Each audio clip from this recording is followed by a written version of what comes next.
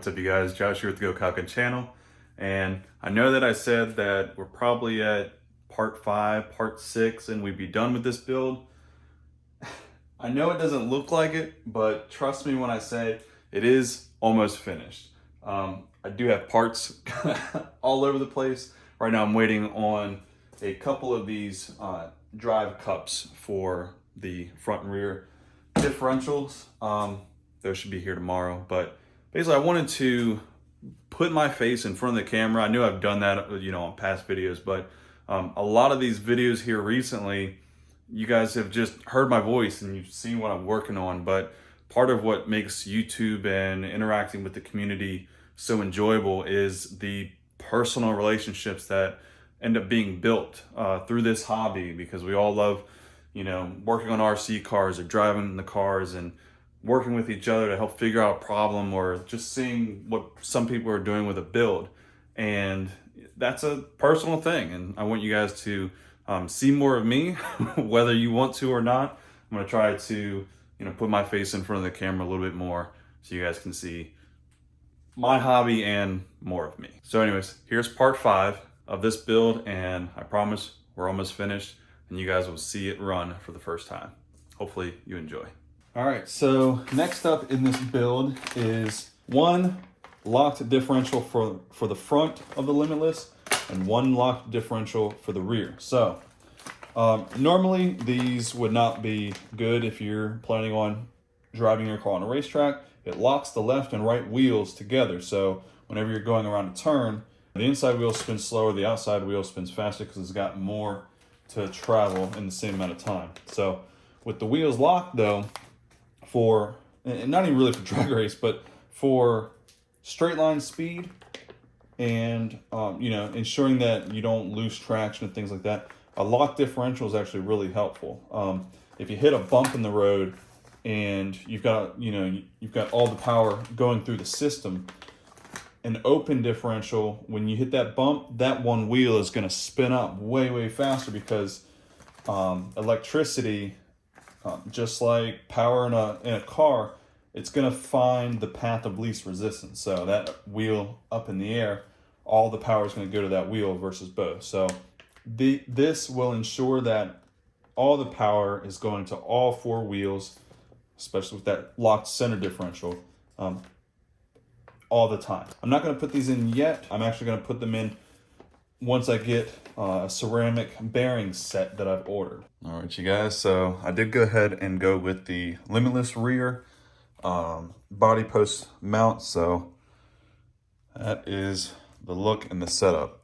I had to buy some extra screws for those posts back there, but looking really good up front. The front of the body sits right up against the splitter there. No real rattling or anything, so I know it's nice and tight. Sides fit in nicely. This side fits in good. So body's lined up real nice over the wheels. And we've got full steering, nothing rubs. So we're good there.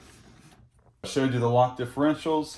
I got the bearing set in the mail. So this is from Avid RC, avidrc.com. If you want to go in there, check them out. You can actually go to the brand and the model that you're looking for bearings for, and they have kits that you can buy. This is a mostly ceramic Revolution bearing kit. You got a couple metal ones for some servos and a couple other things.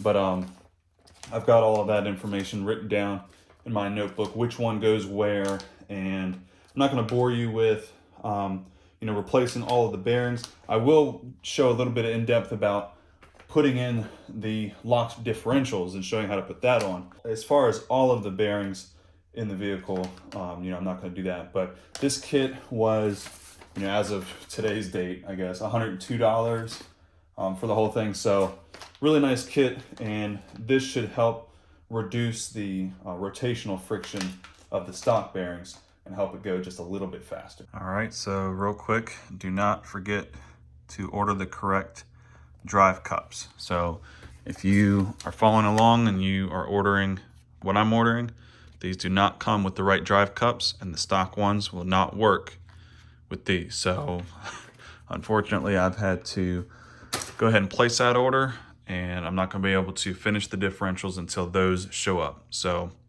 for now, I'll go ahead and swap out the rest of the bearings all around the car and have to save the differentials for last. I have been working on upgrading the bearings all around. Stripped out a grub screw in here, had to replace, oh God, I forget what the thing is called that this hex sits on, but had to replace that because the grub screw was locked in there. But today, I finally got in the mail the wing that I'm gonna put on. So, first time getting it out of the packaging. And that's just the order tag, and the rest of that is trash. So, this is the Batwing style wing. Wow, look at that. Hopefully you guys can see that whole thing. But looks like there are no instructions. So I'm gonna have to look up online real quick how to put this together. Should be easy enough. And I don't know if I'm gonna have to reuse any of the stock wing mount stuff. But let me go ahead and put this together, and then I'll show you guys what it looks like. All right, you guys, so you are gonna have to use a couple pieces off of the old mount here. For example, these tabs up here and the center brace, but those side pieces are gonna be replaced. So, like I said, I'm gonna put this together and then I'll show you guys in detail what it looks like.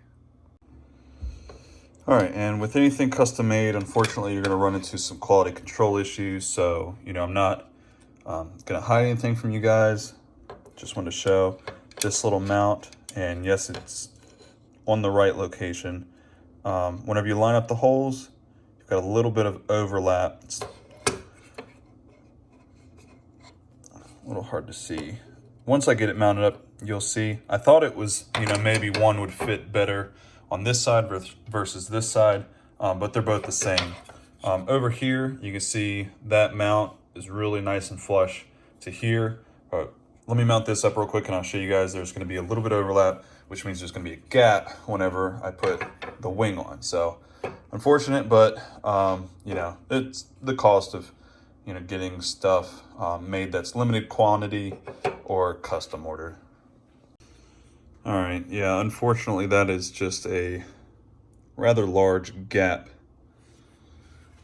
You can see this side is fine, and this side it goes way over. I think I'm gonna have to sand that down or something, but you can see why. See where the gap in between the screw hole and the edge here. I'm trying to get it in the light for you guys. So the gap between the tip of the tool, so the edge of the screw head and the edge of the wing compared to this side. See how there's much more material between the screw hole and the edge of the wing. There's that side again. And this side. So when they drilled these holes, they drilled them too close to the edge. All right, well, these things are never gonna be perfect. I was able to go ahead and grind that down to be flush like it is on this side. So let me go ahead and finish putting it together, and then I will show you guys the finished product. All right, you guys, it is on and done. So now that this is on, I can finish cutting out whatever I might need to cut out from the back of the body. And then the body part of it is finished. I can go ahead and wash it and paint it whenever I have a day where there's some good temperature.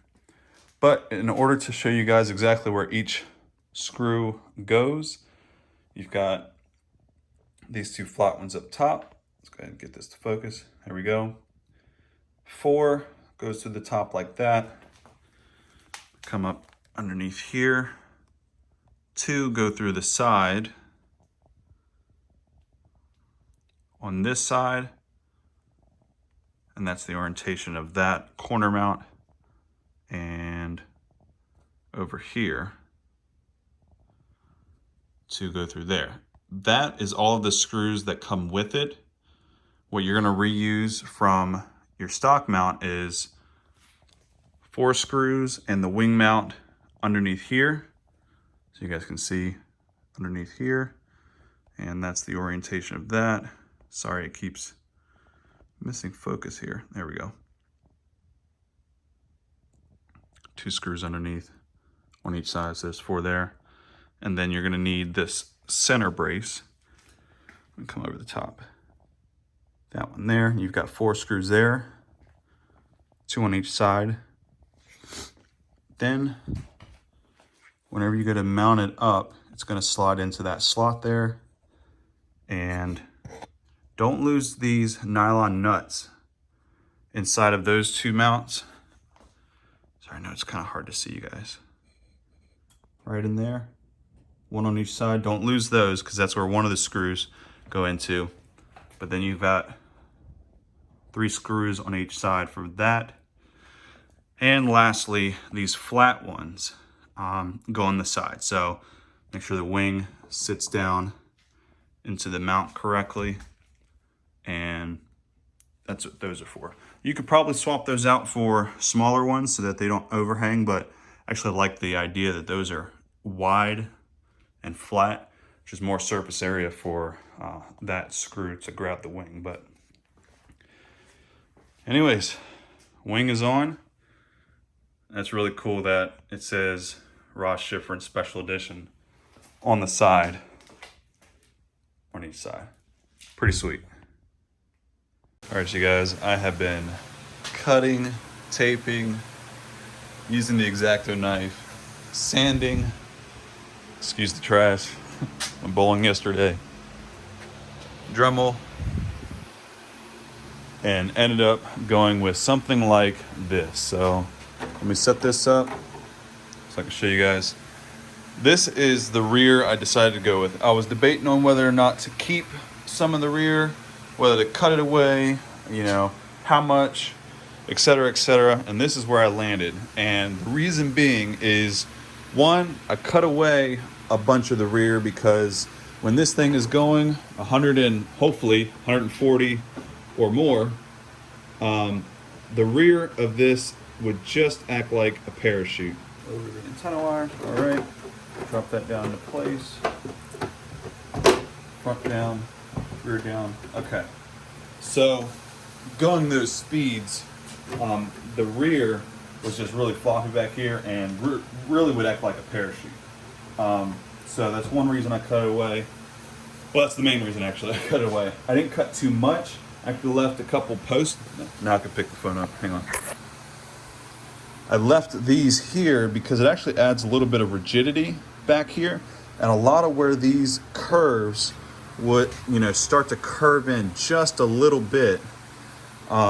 Normally people would, you know, sand this all the way down so where that comes off as a flat edge. But keeping that very, very slight curve actually keeps some of the strength in the body. So this is the design I ended up with. I think it's nice swooping end. You know, the wheels look like they're really low because it's up on a block right now, but I think that end swooping up like that into the rest of the wing is going to look really, really good when everything's all said and done. The only other thing that I've done since you guys have seen last is drill some holes for these. So I was just going to do pins, then I was like, well, I can just cut this off because the pins were kind of hard to get in and out. I was like, what? You know what? Let me actually just drill a hole and do it like I've got, you know, the Kraton over there and how the Limitless body comes. And they've got those tethers there. So that's what I did. Got 4 of those. That way I won't lose the pins when I take that on and off. The body prepping is done. So as far as cutting. So I'm going to go ahead and wash this up and really just wait for a nice day to come out here and paint it. This is it. I mean, put the wing on and then a couple other, you know, minor upgrades. Still got to do the rest of the bearings, but we're on the home stretch. Well, you guys, let me just tell you, getting at the bearing on the input shaft gear for the differential. I know the front is going to be just as difficult, but I was able to get the grub screw off, but because of the Loctite that they use from factory, that was really seized on there. So I actually had to take out the screws from underneath and the rear brace and take the rear off so that I could tilt the rear up like this, put a little bit of heat on that gear and where that, the drive cup, where that meet up, take a bit, a hammer, and some heat and tap that gear out, which I was able to do, and then get those bearings swapped out. It's actually very, very, very smooth now. So, again, that's going to help with reducing resistance, which is going to reduce load on the motor and the ESC. Also, I did go ahead and swap out the bearings since I was taking all this apart anyways. Swap the bearings out for these new ceramic ones where the center spool is. So that's good to go. And yeah, like I said, just waiting on a couple parts to finish up. Another quick update. I know we're still working on the bearings and getting all that installed, but another item came in the mail today, and that is these, I guess you can call them air dam covers or whatever. They go in the front, right in this area here. Let me actually grab the car and turn it over. Hopefully, I don't think anything's loose in here. If you guys can see, there should be 4 screws, or at least 3 screws, where those will attach, and that will help cover this up so that air can't come in through there and into the body of the vehicle. So that's what those are for. I'm gonna go ahead and get those installed. All right, I got those installed, and I'm not able to use one of the screws because of the top plate. One of the plastic pieces that would have normally been in this area had to be removed. So, there's one screw, like I said, not able to be used, but still gonna do its job, no problem. Also, what else came today? The Gone Bananas foam racing tires. So these are gonna be used, of course, for our speed runs. I'm really, really excited. I'm not gonna put these on just yet until I can get a wheel balancer in the mail and get these balanced. We'll check to see if they are balanced, and if not, get them balanced. And again, reducing the rotational mass, reducing the resistance is the name of the game. So I'm gonna get these on. When we're ready to run them, they'll be prepped and ready to go. And real quick, if you're curious of the difference, here are the D boots. Got them at 4.1 ounces. And let that reset. Here are the Gone Bananas foams, 2.6 ounces.